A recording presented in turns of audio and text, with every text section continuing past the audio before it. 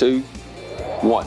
And welcome to the Box Score, brought to you by Blackwell Realty and the Josh Kirby team. And Murph, regular season in the books. It's the best time of year. Now the playoffs are at the top of the this is what I want to do list. Right. And there's some great games. Will be some great games. I think there's 110 teams altogether in the playoffs, and almost half of them.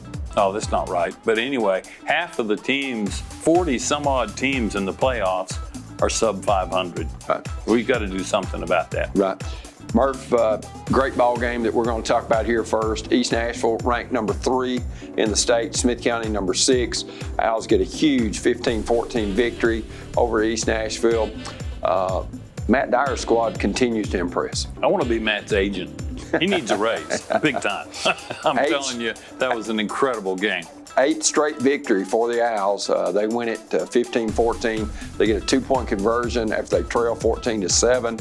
But Murphy, a big thing that jumps out on the page to me, only 2 penalties for the Owls the entire night. They did a tremendous job with that, and one of those, which was a personal foul penalty, very questionable. So Matt Dyer's squad went out there, did it with their pads, and I know Matt's proud that his team put together 48 minutes. You were keeping up with the stats, but the week before against Macon County, they had what, 10 or 12 penalties in the ball game? I think it was 15 for 114 or something like that. Yeah. And the byword of everyone that went to that game was they're going to have to watch those penalties that they had, and they certainly took care of it. Let's go ahead and look at the stats for that ball game as the Owls get the win. Very even in first downs, very even in yardage, Murphy. Two huge turnovers for them. Of course, one was a pick by Tristan Warsher that he returned 72 yards. The other one for Kylan Johnson set up an Owl touchdown drive, in fact, the go-ahead drive. But the Owls ground game, once again, and time of possession was heavily in Smith County's favor, Murphy, and they kind of played keep away from the explosive Eagles offense. There was some concern after that Macon County game about the secondary, Smith County secondary. They played lights out football against East Nashville, evidenced by the 2 picks. But they really, you've got to credit to the defensive line. They gave that quarterback, who is a man-child on the field, they gave him fits all night long, and that was part of the reason for those picks, I'm sure. We want to thank KFC, Taco Bell, Gordonsville, and Smithville for those stats. Let's go ahead and look at some individual numbers. A big night for Johnny Lida, 3 receptions, 74 yards, a touchdown, also 3 tackles. Caden Powell, the freshman, 3 for 100 yards, a rush for 42, also rushed for the eventual winning score on the 2-point conversion. Jameson Keeley Murphy just created havoc, as he has all year long, and what a huge blocked extra point for the 2nd week in a row. He just proved to be nearly unblockable. Caden played like a senior, especially in the 4th quarter when they had to produce. He took it himself to be the team leader in that regard, and in my book, that's a sign of a very mature young man, and everybody's anxious to watch his progress over the next 3 years. Traquan Waters, 19 rushes, 112 yards, and that 67-yard score. Zach Beard, their quarterback, 102 yards, but 2 critical interceptions. Also has some rushes and a touchdown, Zach Beard. But East Nashville, a team no doubt Smith County could see again. Absolutely. That's what scares me a little bit, too. Look at what's happened with Trousdale County and Watertown. Right. Trousdale County would win, 3 or 4 years in a row, regular season. Watertown won the regular season, and Trousdale County won the playoffs. But then they came back to get the one that counted. Stone Memorial at DeKalb, a huge game. DeKalb Murphy, you went to this game, was up 28-7. Stone comes back, goes for 2 in the overtime period, and winds up getting it. I think it was 21-7. Going in, it was 21-21 going to the overtime, and then DeKalb scored, kicked the PAT, made it 28-21, and then Stone scores, goes for 2, and gets it. Wow, and I understand that DeKalb maybe lost their quarterback too. Well, no, they lost him back in week 3, Brias Trapp. But, when you look at Jordan Parker, 13 of 21, 167 yards, a couple touchdowns. Kobe Barnes, another great effort for him on the ground. But Stone, they went for 2 and didn't get it against Macon County and lost 35-34. they win this one 29-28 to give them the region championship. So that was a very, very tightly contested region race. Well, it really was. DeKalb winds up 4th, and I'm not so sure that they're not the second best team in that league, maybe the best, but Right. they lost the wrong games at the wrong time. Canyon County at Giles County. Giles County a big win. Reed Owens a big night for them, 189 passing yards, and then Turner had 5 receptions, 103 yards. Colby Miller for the Lions, 55 yards passing, 24 yards on the ground, and then Cameron Carr, 52 yards. But Giles County's defense just too strong for the Lions. Talked to a couple of members of the coaching staff, and it was my understanding that Canyon County did a great job against the run. But that caused Giles to go to the passing game, and they did, as you said, very, very well in that regard. 12 out of 12. That's pretty stout. Well, Murphy, we thought the Gordonsville-Clay County game would be a great game, and it was. Clay County comes from behind, scores late, gets the stop on Gordonsville. I think they'd gotten maybe inside the Gordonsville had got inside the Clay County 10-yard line in the final minute. Can't say enough about Bruce Lamb and Jimmy Maynard, and when you look at Mike Dickerson, they win it 27-20, and now they have home field advantage throughout the playoffs. Well, obviously turnovers were a big factor in that game. The Tigers with 3, Clay County with none, and now Clay County is in that position. We're probably going to have to play them again. Right. And with those two teams being so equal, I think, can one beat the other one twice? I don't think so. Clay County, Gordonsville, and you would think South Pitt out of the East, and this is not taking anything away from Coalfield, but traditionally those 3 teams, I would say, have got the best chance to go to the Blue Cross Bowl. I would have to agree. Matthew Albritton, 13 of 20, 2 touchdowns, 2 interceptions, ran it 10 times for 58 yards. Kyle Adams, 3 receptions for 102 yards. But the key stat there is Gordonsville had 3 huge turnovers, and Clay County didn't have any. And Coach Maynard, that's the 15th win in a row. He won all 14 games against the Tigers when he coached at Smith County, and now he gets this one. But, these two teams could meet again for sure. Oh, I have no question that'll be the case. Just like DeKalb and Stone Memorial have a good chance of meeting, so do Smith County and East Nashville. Right. Let's go ahead and look at Trousdale County and Watertown. And this a little bit surprising, I guess, Murphy, in the fact that Trousdale get the wins, but they got 2 of their linemen back that had been hurt, and they got to put Cole Gregory back in the backfield. He was All-State, I think, there a year ago. He had a big night, 86 yards on the ground, 1 reception. He also had some tackles, and Kobe Calhoun effective through the air, but rushing the ball, Murphy. He had all 3 Trousdale County touchdowns on long runs, 142 yards. He also had an interception. You just got to give credit for Trousdale County. I thought they were out of the playoffs, but it was a 3-way tie. It goes to most overall wins, which put Harpeth in that 3rd spot because they had, and then the Trousdale County Watertown was playing for 4th, so Watertown out of the playoffs. Yeah, it's you mentioned the Gregory kid. I've talked a lot about there being a Harper on the roster for Trousdale County for decades, it seems like, but I'd say there's been a Gregory on that roster a lot too. Caden West, 17 rushes, 81 yards, and Blaze Kinslow, 3 carries for 19 yards and a touchdown as Trousdale County gets the dubious task of heading to Chattanooga to play Tyner in the first round of the playoffs. We'll have a look at the standings and some games which are upcoming when we return, as we remind you, you're watching The Box Score, brought to you by Blackwell Realty and the Josh Kirby team.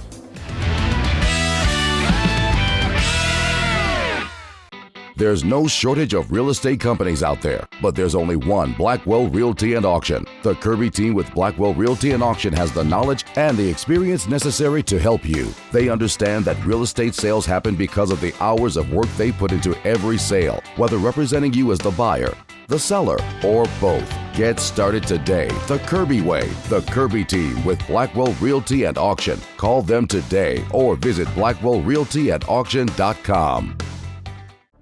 If you're a commercial driver looking for a company to call home, Huff and Puff Trucking is the company for you. Our employees are professional and dedicated individuals that take pride in what they do. We offer an outstanding pay package with a dispatch structure that maximizes your home time.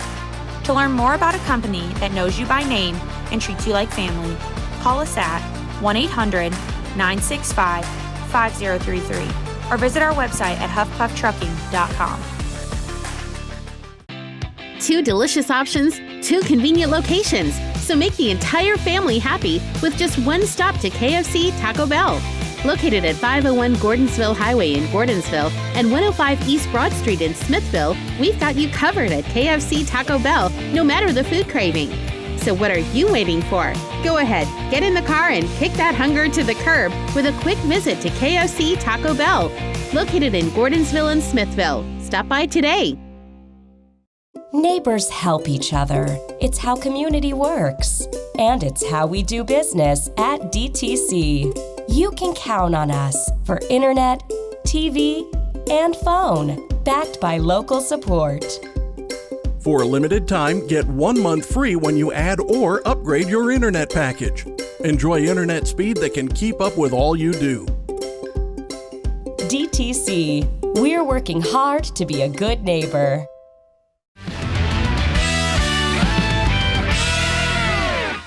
Welcome back to the Box Score. Terry Collins along with Murphy Fair and Justin Malden doing all the hard work behind the scenes. And Murphy, we're going to look at the scores and standings and the playoff brackets. And, it's always exciting. Everybody's starting 0-0. I don't care if you went 1-9 and barely got in the playoffs. I guess you could go technically 0-10 if you were in a 4-team region. But all that matters not at all. Everybody starts 0-0. They call it the second season, and that's a perfect name for it, too. Right. Regardless of what's in the past, right, you get a chance to rectify all of those mistakes you made during the regular season. Let's look at the Region 4-1A Sonic and Carthage scores. Red Boiling wins it 47-13 over Sunbright. Sycamore, a team that Smith County will play, beats Joe Burns 20-12. So Clay County wins the region with their 27-20 win over Gordonsville. Joe Burns is third, Red Boiling is fourth. Looking at the actual bracket, South Pittsburgh gets to host Red Boiling, Gordonsville hosts Lookout Valley, Joe Burns goes to Whitwell, and then Sale Creek could go to Clay County. I don't see any of those games being a challenge for those home teams, Murph. No, I think that's pretty well a done deal there. But we got to congratulate Red Boiling Springs, 4 wins this past fall. Yeah. There's been a lot of seasons that they did well to get 1 win, and I'm glad to see that program trying to turn the corner and being successful almost half the time on the gridiron this fall. Region 4-2A Sonic of Carthage scores. Westmoreland big win over Harpeth. They wound up second, does Westmoreland. East Robertson a big win over Whites Creek. East Robertson wins the region. Westmoreland second, Harpeth third, Trousdale fourth, Watertown the odd man out, and Whites Creek sixth. Looking at the playoff bracket, Tyner hosts Trousdale, Westmoreland hosts Meigs County, Harpeth hosting Bledsoe, Polk County, and East Robertson. Murphy, I don't see all 4 of these being, especially those middle 2 games. I think Westmoreland, Meigs County, and Harpeth and Bledsoe could be 2 really good ball games. I think so. They'll be very close. I would be surprised if they were not. Meigs has had an incredible run. I think 3 straight championship games. Came away with a silver trophy all 3 times. But this Westmoreland team is a pretty good football team, and it wouldn't surprise me playing at Westmoreland if the Eagles don't come away with a win in that one. Region 4-3A Sonic of Carthage scores. White County over Sequatchie, Grundy over Community.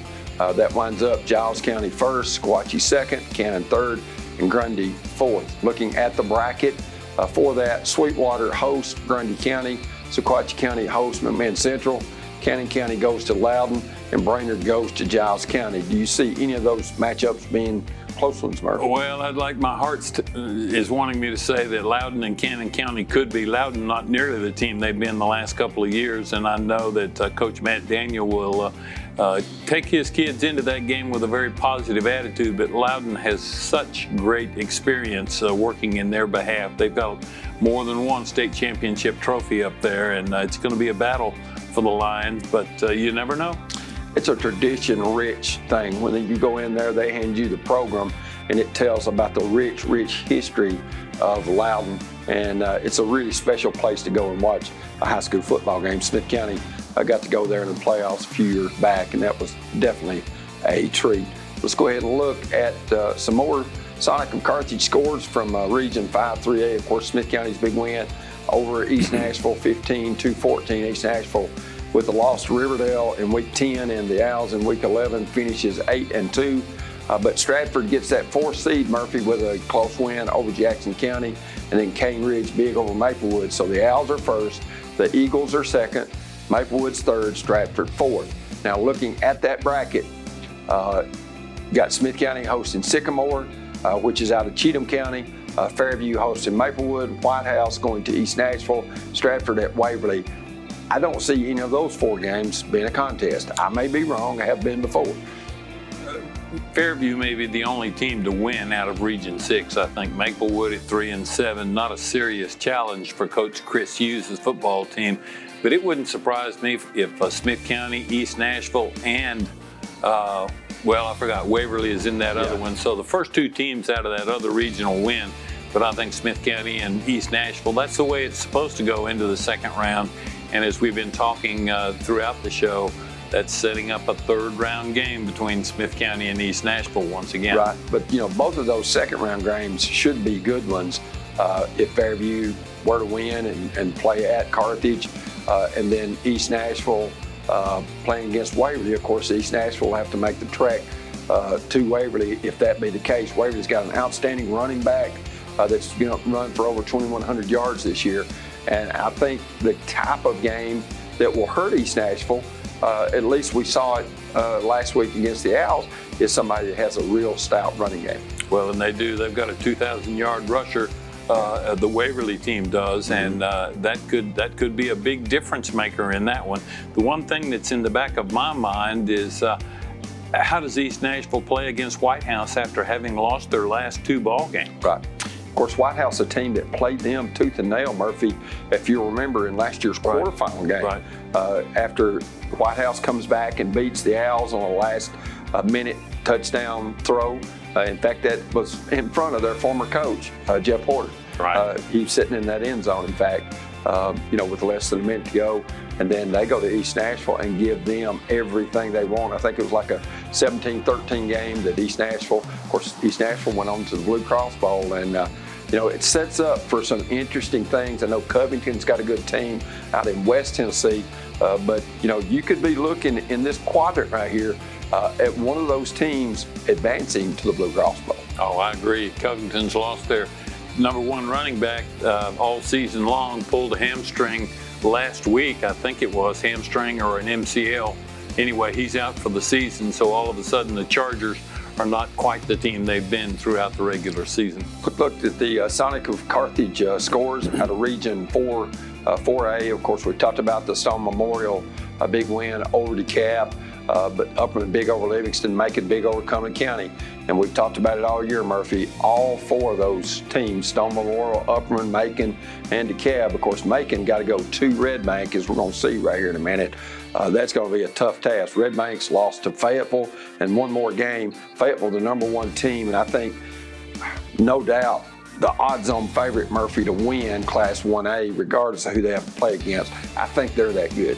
Probably going to play South Pittsburgh. That's what the majority of sports writers across the state seem to think anyway. But it's interesting. Stone and Macon and Upperman and DeKalb, you could throw a blanket over those 4 teams, and any given night, one could beat the other or one could lose to the other. So we've seen that happen a lot, it seems like. They've got their work cut out for them once they get past the 3rd round, though, because you got Anderson County sitting up there with no losses, and Greenville's up there with no losses. Now, Anderson County looks like they're going to catch Elizabethton in the 2nd round, and if they get past that one, then they got to play Greenville. 2 really good. That's 3 really good 4A football teams in Upper East Tennessee. Let's go ahead and look at the bracket as East Hamilton, DeKalb County traveling Chattanooga, Upperman hosting Chattanooga Central, Macon County having to travel to Red Bank, and really basically just because that Smith County beat them there in Week 10, and then Hickson goes to Stone. Murphy, I think the matchup there that I'd like to see the most is the Macon Red Bank, the East Hamilton DeKalb. I think both of those could be doozies. I think you're right. Red Bank, a team that most people, myself included, thought they were going to win the region, and then all of a sudden East Hamilton at 7-3 upsets Red Bank during the regular season. So Grant Reynolds, who used to coach at Boyd Buchanan, went to Alabama for a few years and came back to Chattanooga and has done a great job with that East Hamilton team. Let's go ahead and look at some more Sonica Carthage scores. Lebanon over Warren County, Friendship over Middle Tennessee Christian, Clarksville Academy under Scott Murray, former Owl, beats Mount Hewitt Christian, Oakland big over Rockville, Cookville in a slugfest over Shebbull, and then Boyd Buchanan, where Gary Rankin is, beats Knoxville Grace. Boyd Buchanan going to have to line up against CPA in the first round of the playoffs. That'll be a tough test for Coach Rankin. Engel Martin, the guy who's won multiple state championships at CPA, that'll be a great matchup. Most of the sports writers for the Gannett papers are picking Friendship Christian to be the ultimate Division II Single A championship. Coach McNeil's got a pretty good football team over there. Yes, he does. Of course, he started out the season with a big win over Trousdale County on the Creek Bank, so to give them Commanders some momentum. But it'll be interesting to see because everybody, like we said, starts 0-0. Now, you do have some buys in private school Division II that you don't have in regular 1A through 6A football, so we'll just have to see what happens. We'll have an interview with Smith County Owl head coach Matt Dyer. His Owl team won the region 5-3A in a thriller in a game that you saw in the Huff and Puff Trucking Game of the Week here on DTC Sports, 15-14. And we'll have Matt when we return to remind you you're watching the box score.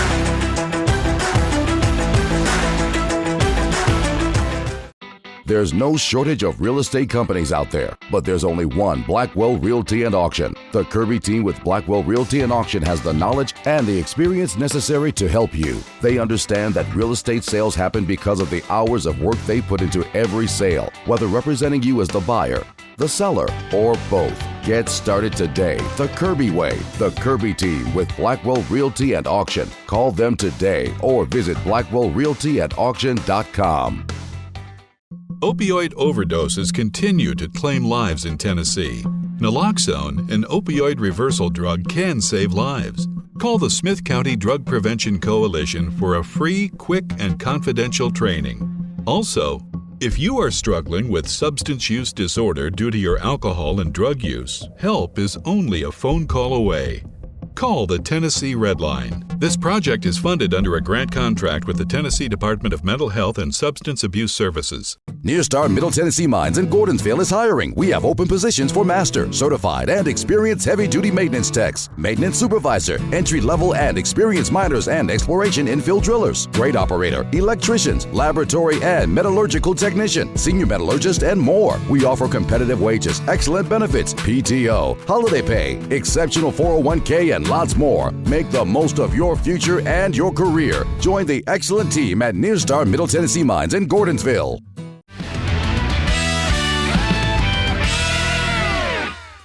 Here with head coach Matt Dyer of the Smith County Owls. And coach, how does Region 5 3A champions, how does that sound for the Owls?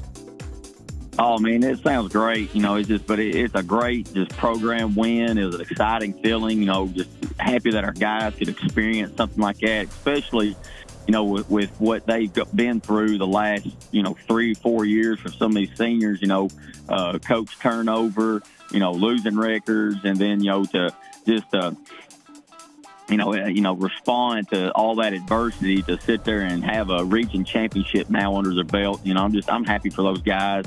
I'm happy for this program, happy for this community, because golly, Friday night was just an electric atmosphere. It was a great atmosphere. It was a heck of a show. It was almost like an event. We had the fireworks going off, the horn was blowing, the crowd was into it. They were, just very loud. And, East Nashville coach Jamal Stewart even mentioned, he's like, man, your crowd was loud the entire game, and it gave us fits. And so I'm just happy, for this program, for this community to sit there and, have a winner to sit there and watch and observe and entertain and, just be proud of. And I love these guys. I love being able to coach them, just be with them every single day. So it's an awesome feeling, and it's just, air of excitement, heading into the playoffs. Matt, best I could tell, there couldn't have been more than 20 or 30 people on the other side. I was watching it on TV, and I feel very confident in saying those 20 or 30 people that were there cheering for the Eagles probably had never seen anything like that before in a high school football game. It was a very special atmosphere in Carthage. Oh, yeah, definitely. We had our region meetings here this yesterday, and Coach Jamal Stewart even mentioned, he's like, man, our guys have never witnessed anything like that. When those fireworks first started going off, and when that horn started blowing, they had no clue what was going on. And, that's just a testament to, our fans, our community, our parents, and everything like that, to just have such a huge event to sit there, bring them in and watch and just, enjoy, being entertained and having the show go on. But, yeah, it was an electric atmosphere. And, hopefully our guys, our group, our, community and our fans can continue to bring that in these next few weeks in these playoffs and, just make it a fun atmosphere for everybody.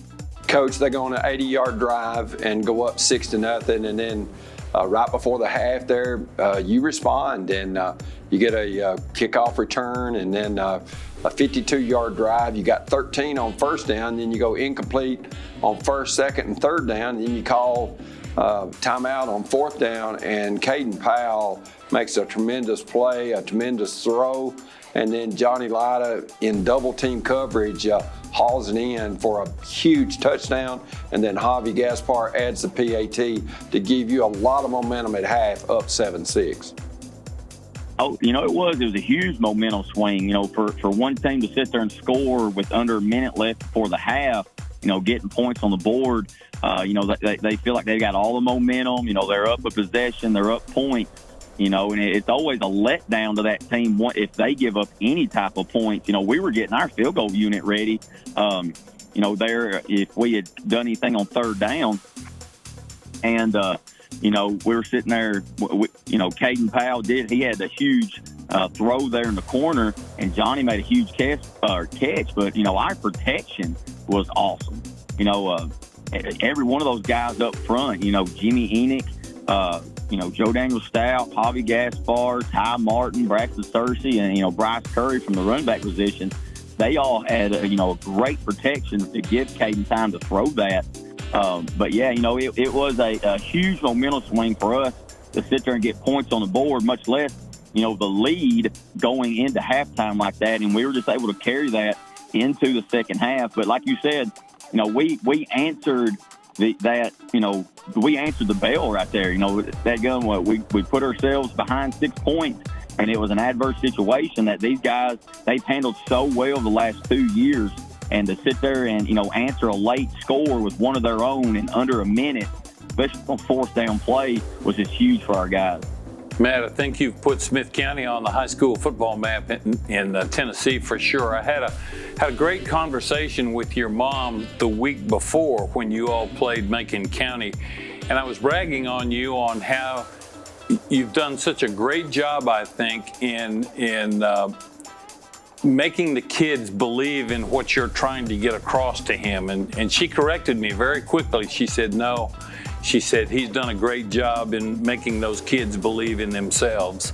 And I thought she put that very well. You have done a good job. And it was pretty obvious they came into that game against East Nashville knowing, not hoping, but knowing they were going to win the ball game. Well, it's a concentrated effort. That's what I tell anybody. like, guys, I don't do much. You know, I take out trash, I wash uniforms, and, you know, I spend money that we don't have. But we have a great coaching staff. You know, Coach Billy Barnhart does a great job with our offensive line. You know, we're nearly running for 300 yards a game as a team. You get Coach Keith Powell, our offensive coordinator and strength conditioning coordinator. You know, he does an amazing job of getting our guys ready week to week in the weight room with our conditioning and speed program. But then also, you know, it's getting our offense prepared and, you know, having all these different scenarios and situations where we can answer, you know, what someone else does. But then also not allowing people to dictate what we do, you know, and we want to be the ones who dictate what a defense does. And then also you got Coach Jason Harville, who has done an outstanding job with our defense this year. You know, we're only giving up about 170 yards a game, and we played some teams that score a lot of points, and we're only giving up about 10 points a game. And I think we're plus 14 or plus 15 in the turnover margin. So, you know, Coach Harville has done a great job with our defense. Of course, you got Coach Bray as well, and Coach Brian Hackett, Coach David Reed. You know, they help us out. So we just have a great staff up here. But, you know, our guys, we've got great players. You know, we don't have the one guy who's putting up a lot of gaudy numbers, you know, and that's one thing that makes us so efficient what we do offensively is because we spread the ball around very well. You know, we've got 3 guys that have over 80 carries through 10 games. And, you know, we're not one-dimensional in the aspect that someone can just shut down one player and shut us down. You know, they're going to have to defend every inch of the field with us, whether it's our strong side run plays, our weak side read game, or even our RPOs or our downfield passing threat. You know, people are going to have to read their keys. They're going to have to be sound against us offensively, and that's where Coach Powell does such a great job. You know, our guys, you know, they have bought into our message from day one. You know, and that is just sitting there going 1 week at a time, go 1-0 each week. Don't be looking ahead. But, you know, the biggest thing is also the mentality that, you know, our guys have. You know, we tell them every week, you know what, guys, for 4 quarters, the other team is locked in that cage with you, and there's no getting out. There's no escaping that other team. You know, for 4 quarters, they're going to have to battle you, and we're going to lock the gates behind them. So, you know, it's up to them to answer the bell. And that's just a great mentality that our guys take pride in. You know, the very physical, very aggressive, you know, just mentality and culture that we have. But, yeah, and they're just a great group to be around, these guys are. They're so fun. We tell them every day, it's like, guys, man, we love y'all. Y'all are a great football team. You know, it don't matter if anyone else outside of Carthage, you know, or Smith County, you know, doesn't give us a chance to win any big games. As long as we believe, you guys believe, and, you know, all that black and gold in those stands believe, and that's all we need. But the only thing I probably did was paint a big, dadgum, bullseye on our back and some bulletin board material when I open my dadgum mouth in all these interviews. That's about the only thing I do. Well, Matt, looking at the second half, you had some huge plays. They had a huge play, broke the only run they had all night, 67 yards, go for 2 and get it, go up 14-7. Then they're driving again, get it deep in our territory. They underthrow a pass that they've got a guy open, which could give them a 2-score lead, but Kylan Johnson gets the pick at our 5, and then the Owls drive 95 yards. After the 95-yard drive, which features some key 3rd and 4th down conversion, then we don't get the kicking block out there, and luckily they're off sides. So we only had 2 penalties all night. They had 9, which proved to be killer. And then after, you know, they get an offside penalty, 1.5 yards, you said, whoa, wait a minute, let's get our offense back out there and go for 2, which wound up being the game winner. It was, you know, but like once again, it just goes back to our guys are so battle tested. And, you know, they answer the bell to any adverse situation that comes to them. And so, you know, other teams, they probably could have folded, you know, as soon as they gave up the long touchdown run and had the fumble, you know, and then, you know, give up not a scoring opportunity. But our guys just kept grinding. You know, they took that message to heart that, guys, you know, people have to battle with us. You know, nothing's going to be given to them. You know, and no matter if it's something bad that happens or something good for us, and that's all it is. It's a fight. It's a war. It's a battle. And, you know, we're digging foxholes and trenches, and that's just our mentality helps us with those, you know, adverse situations. So, yeah, we give up the long touchdown run where, He breaks it. That's a great back, by the way, number 4 for East Nashville. You know, he's an amazing back. But he made a heck of a cut on a block, and then we missed 2 or 3 tackles, took a bad angle. He takes it 67 yards to the house. And then we fumble, I believe, on the first or second play of our drive. But, hey, Kylan Johnson makes a heck of a play. But it was the 2 plays before that where Jamison Keeley had a tackle at or behind the line of scrimmage where it's 3rd and 8. We forced him into a throwing down, and, boom, Kylan Johnson comes up with a huge play. But then also, you know, the pressure that was applied on that play by Ty Martin and Bryce Curry, you know, forced that, and Jameson Keeley forced that throw where he had to put in a window that he wasn't very comfortable with. But, you know, our defensive front did such a great job all night making their quarterback move around. He was a good quarterback, great quarterback. I mean, I'm sure y'all saw the kid throw it 70, 75 yards before halftime there. And, you know, to make him move and make him, you know, uncomfortable in those situations, our defensive front did an amazing job doing that. But then our defensive backs, our secondary, probably played their best game of the year Friday night. And it was the best opportunity to do that with a Mr. Football nominee and Frank Gordon, number 3, the receiver, and so many different dynamic weapons that they had. But, yeah, and then to sit there and go now 95 yards, like you said, we Johnny Lida, Caden Powell, Peyton Hicks, great throws, great catches on some 3rd downs. But then we also had a couple of big runs. Caden, being a freshman quarterback, made 2 great reads, I believe, on the first 2 plays of the drive to pick up about 35 to 40 yards on back-to-back carries that got us out of that hole. And then Bryce Curry made some great runs. But it all happened because up front, our offensive line, who we have just rode all year, you know, just opened up some great run lanes for our guys. And then it put us in a great situation to sit there and score, which was on another 4th down. I believe it was 4th and 3. Bryce Curry runs it in for 14 yards when Jameson Keeley pulls around on one of our counters and just annihilate, you know, their linebacker, and Javi Gaspard blocked down on the entire side of their defensive line, and Bryce walks in 14 yards untouched. But yes, you know, the 2-point play was huge. They lined up in the neutral zone, and that's a situation, that's a drill we work in practice, that if we ever get them to jump off sides on the extra point, hey, we're going to punch it in, get an extra point, and go for 2. And it ended up being the difference in the ball game. You know, but shoot, we still had to keep them from scoring too. So it wasn't like, you know, that was the deciding play, because our defense still had to step up and make plays. And then our offense at the end of the game had to have that 1st down, and our offensive line and our backs did a great job doing that. Well, Coach Matt Dyer, best of luck. 1st round against Sycamore at Al Stadium. You know you'll have at least the first 2 rounds at home, and depending on what East Nashville and Waverly does and others, then you could have those first 3 playoff games at Al Stadium. Well, guys, I appreciate y'all and everything you do, and hey, hopefully we'll stay in the hole for the next few weeks and, you know, have a bunch of people come here and watch. Hey, Matt, we appreciate what you've done, buddy. Keep up the good work, okay? We've been visiting with head coach Matt Dyer of the Smith County Owls, and we'll have more of the box score when we return, as sponsored to you by Blackwell Realty and Auction and the Josh Kirby team.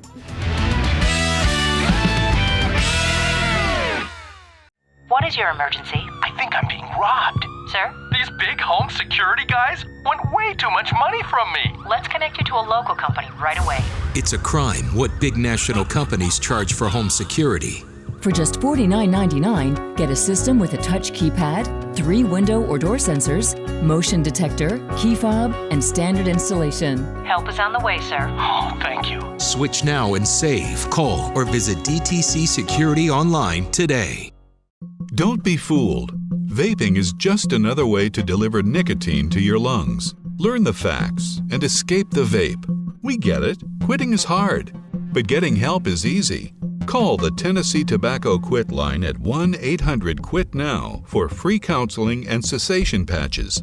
Sign up for the free Tennessee Tobacco Quit line program and let us help you quit for good. This project is funded under a grant contract with the Tennessee Department of Mental Health and Substance Abuse Services. Near Star Middle Tennessee Mines in Gordonsville is hiring. We have open positions for master, certified, and experienced heavy-duty maintenance techs, maintenance supervisor, entry-level and experienced miners and exploration infill drillers, grade operator, electricians, laboratory and metallurgical technician, senior metallurgist, and more. We offer competitive wages, excellent benefits, PTO, holiday pay, exceptional 401k, and lots more. Make the most of your future and your career. Join the excellent team at Near Star Middle Tennessee Mines in Gordonsville.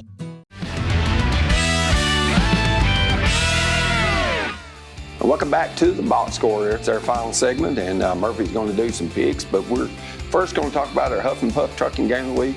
It's Lookout Valley at Gordonsville. Do want to remind you that this will be on the tape delay basis due to the fact we have the TWSAA has NFHS coverage, which these schools have, so that's the reason it shows you the times down there that you can see it, Murphy. But Lookout Valley, a team that's really struggled in the playoffs, especially against Gordonsville, where they're 0-5. Yeah, they did beat another team in our particular coverage area, Cannon County, on a late play, I think, that turned out to be the difference in that ball game. But nonetheless, I think Gordonsville gets past Lookout Valley rather easily and gets ever so close to that matchup with South Pittsburgh. Of course, that would be in round 2 that everybody, of course, Gordonsville will have to go to South Pitt for that ball game in week 2. And it seems like they meet in the playoffs every year, Murphy. They do. That's just geography and good football. Right.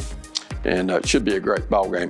Let's go ahead and look at the matchups that Murphy will pick, and we'll start out with the Lookout Valley at Gordonsville. Of course, these two teams played in basketball in sub-states and, in the years past when Butch Agee got his Tigerette team to the Glass House in Murfreesboro. Of course, now they're meeting on the gridiron. As I mentioned in the just a few minutes ago, Gordonsville, the overwhelming favorite in that one. I would be surprised if that wasn't a 2 or 3 touchdown victory for the Tigers. Second game, my heart's wanting to say Cannon County, but Loudon, when they're playing at home, they're really tough. And I think Loudon ekes out a win over Cannon County in that one. Smith County should have no trouble with Sycamore, a program that's struggled basically ever since that school opened 10 or 15 years ago. And I'm going to go with an upset in that last one. I think DeKalb County's got a real shot if they play as hard as they're capable of to win on the road at East Hamilton, a fairly new school in the Chattanooga area. Of course, Sycamore, I think, was a 98. We talked to their AD yesterday. I didn't realize they were hardly that old, and they're right off I-24 there, Murph. And when you look at a team that the Owls have never played before, coming out of Cheatham County, and the Owls have played Cheatham County when Coach Jimmy Maynard was here in the regular season. We may even played them one year in the playoffs. Mm-hmm. But when you look at a team that you hadn't played before, I just wonder if Sycamore's faced anybody that has the physicality and the strength that the Owls have. Can they slow down their run game? That's going to be key number 1 for Coach Harrison and Sycamore. And how well they do in that regard will surface very early in that ball game. I think it wouldn't surprise me if Smith County scores a couple of touchdowns really quick in that game and coasts to a fairly easy win. Murphy, when you look at the playoffs and a lot of these teams, some of them, may have not had a lot of success in the playoffs. But, lining up Friday night, regardless if you've won 20 state championships, never been to a state championship, your dream is still there. And a lot of these high school kids are dreaming of going to Chattanooga and playing at Finley Stadium. Absolutely. And for several years, I've put together the playoff programs in all classes that they had. And invariably, there'd be 1 or 2, sometimes 3 or 4 number 4 seeds knock an undefeated top seed out in the first round. It's always fun to watch and see who's going to get knocked out this year. Well, that about do it for this show. We want to thank Justin Malden. For Murphy Fair, I'm Terry Collins. Good night on the box score.